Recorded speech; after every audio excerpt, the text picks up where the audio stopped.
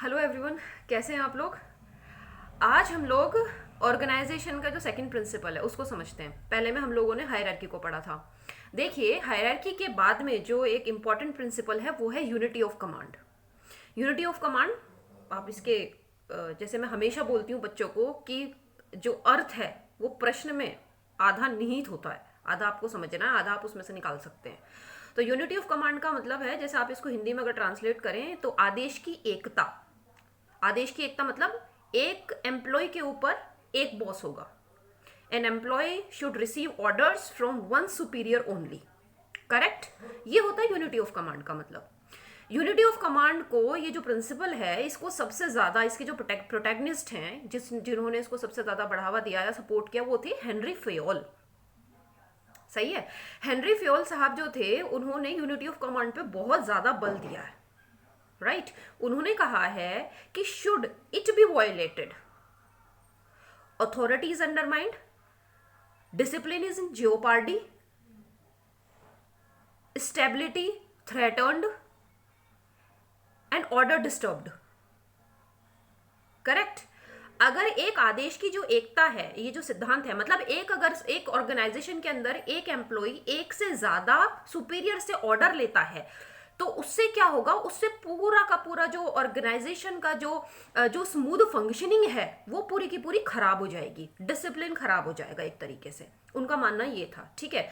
दूसरे नंबर पे आते हैं ग्यूलिक एंड उर्विक। जैसा आप लोग इसको आगे पढ़ेंगे तो ज्यादातर हुआ क्या है कि ग्यूलिक और उर्विक जो हैं वो हेनरी फेयोल को काफी हद तक फॉलो करते हैं। उन्होंने कुछ चीजें अपनी भी ऐड करी हैं, ऐसा नहीं है, लेकिन वो ज्यादातर इनको फॉलो करते हैं।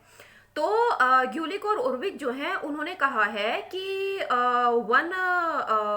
One employee, one man should serve one master only, है ना। मतलब एक व्यक्ति को, एक पर्सनल या एक कार्मिक को एक ही अधिकारी को रिपोर्ट करना चाहिए या उसकी जो है आदेश प्राप्त करनी चाहिए। इससे होता क्या है कि अगर ऐसा नहीं होगा तो उससे पूरे के पूरे ऑर्गेनाइजेशन में केओस, ये कह सकते हैं, या कंफ्यूजन की स्थिति आ जाएगी। इससे दूसरी चीज होगी, कंफ्यूजन होगा, ऑर्डर इससे लिया जाए या इससे लिया जाए। सही है। इससे और क्या हो सकता है, इससे ये और चीज ये हो सकती है कि जो एम्प्लॉय है वो जो, जैसे एक इससे ऑर्डर लेना है बॉस से, एक इससे ऑर्डर लेना है, लेकिन वो इन इफेक्टिवनेस क्रिएट कर सकता है। कैसे कर सकता है कि वो उनके साथ माइंड गेम खेल सकता है कि भाई मेरे को तो अपने आप को काम से बचाने के लिए, कि उन दोनों में कंफ्यूजन क्रिएट करवा सकता है।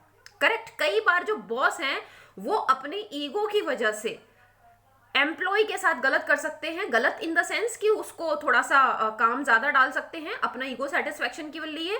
और इस वजह से क्या, ऑर्गेनाइजेशन का जो पर्पस है, जिस वजह से उस ऑर्गेनाइजेशन को बनाया या जो उसको अचीव करना है या जिस पॉलिसी को उन्हें टारगेट करना है, उसमें जो है लैग आ जाएगा, वो पीछे हो जाएगी।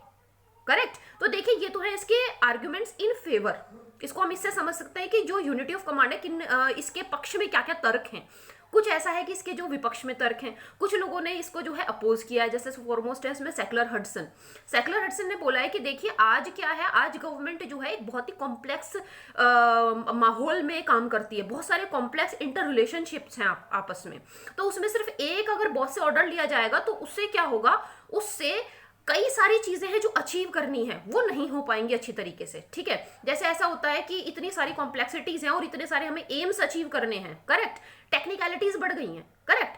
तो उसकी वजह से क्या है कि किसी बॉस से तो आप पॉलिसी बताता है, कोई जो बॉस है वहां से हमें पता चलता है कि भाई बजट पैसा कितना आ रहा है, ठीक है ना, कोई वैसे एडमिनिस्ट्रेट करता है। तो इस तरीके से एक के ऊपर कई सारे बॉसेस ऑफकोर्स होते ही हैं। तो यूनिटी ऑफ कमांड जो है ये एक तरीके से कंड्यूसिव नहीं है इतने सारी कॉम्प्लेक्सिटीज के अंदर। ये तो कहा सेक्युलर हडसन ने। एक और है जैसे जेडी मिलेट। जेडी मिलेट बात करते हैं ड्यूअल सुपरविजन की। सही है। ड्यूअल सुपरविजन वो कहते हैं कि एक तो होता है टेक्निकल सुपरविजन और एक दूसरा होता है मतलब प्रोफेशनल, और दूसरा होगा एडमिनिस्ट्रेटिव सुपरविजन। करेक्ट। जैसे कोविड के समय पे जैसे अभी टीकाकरण चल रहा है। करेक्ट। तो टीकाकरण में क्या, टेक्निकल या प्रोफेशनल जो ऑर्डर्स हैं वो सीएमओ की तरफ से आएंगे।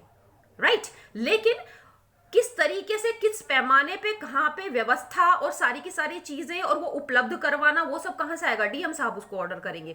तो ये ड्यूअल सुपरविजन एक तरीके से हो गया। राइट। हर्बर्ट साइमन की अगर हम बात करें, हर्बर्ट साइमन कहते हैं कि यूनिटी ऑफ कमांड जो है वो प्रिंसिपल ऑफ स्पेशलाइजेशन को कॉन्फ्लिक्ट करता है। राइट। हर्बर्ट साइमन जो है इक्विवेलेंट टू डिसीजन मेकिंग, है ना। इक्विवेलेंट से भी इसलिए कह रही हूँ कि जब भी डिसीजन मेकिंग का बात आता है तो वहाँ पे हर्बर्ट साइमन का नाम आ जाता है, सही है, क्योंकि जो उनका कंसेप्ट है डिसीजन मेकिंग का वो सबसे बढ़िया काम हर्बर्ट साइमन ने उस पर किया है। तो हर्बर्ट साइमन कहते हैं कि डिसीजन आप कैसे लेते हो, डिसीजन आप चूज करते हो, बेस्ट चीज को चूज करते हो, और बेस्ट आप कैसे चूज करोगे, जब आप स्पेशलिस्ट होगे, जब आपको पता होगा उस चीज का। लेकिन अगर यूनिटी ऑफ कमांड है तो फिर आप अच्छी तरह से किसी चीज का कोई डिसीजन अच्छी तरीके से, जब आपको उस फील्ड के बारे में नहीं पता है तो आप नहीं ले सकते उसके बारे में डिसीजन।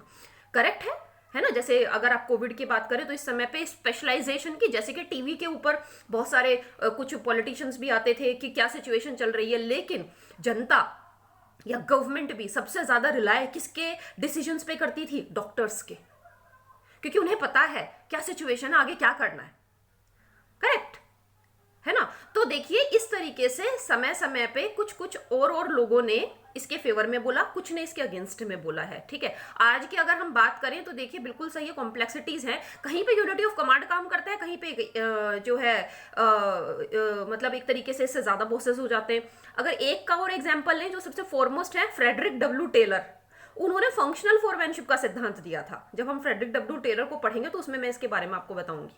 करेक्ट, उसमें उन्होंने 8 बॉसेस की बात करी है, 1 2 नहीं 8 बॉसेस पूरे के पूरे, राइट।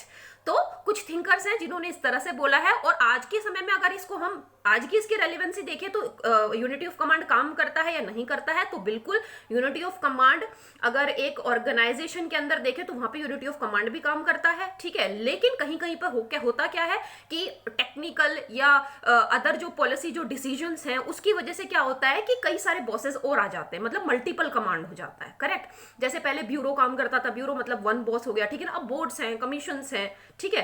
तो डिपेंड करता है सिचुएशन कैसी है, किस तरीके का काम है, किस तरीके की पॉलिसी मेकिंग है, तो दोनों ही तरीके से काम किया जा सकता है। बस हमें पता होना चाहिए कि what is unity of command, right. तो आई होप आपको ये जो कंसेप्ट है यूनिटी ऑफ कमांड का ये बिल्कुल अच्छे से समझ में आया होगा। मिलते हैं नेक्स्ट वीडियो में। Thank you so much for watching, take care of yourself.